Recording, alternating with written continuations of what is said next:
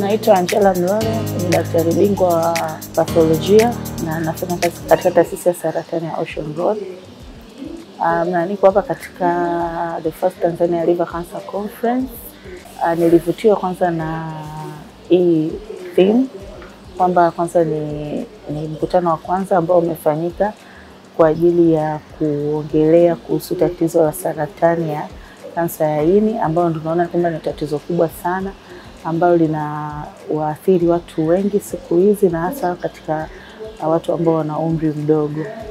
Kwa hiyo ndio kitu cha kwanza ambacho kilinivutia kuja hapa, lakini pia kitu kingine ambacho kimenivutia ni kuangalia jinsi gani ambayo saratani inaweza ikatibika kwa sasa, kwa sababu kwa mara nyingi tunategemea kwamba wagonjwa wanakuja katika stage za mbali kabisa, kwa hiyo wengi wanakuwa hawatibiki. Kwa hiyo vitu gani ambavyo vinaweza vikasaidia ili watu waje mapema, na pia tiba gani ambazo zipo sasa hivi ambazo zinaweza kuwasaidia.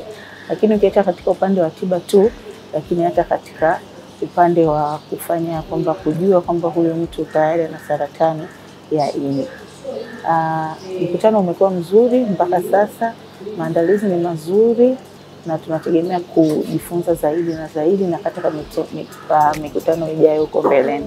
Asante. Hili ni kongamano la kwanza. Ungana nasi katika kongamano letu la pili la saratani ya ini, Tanzania.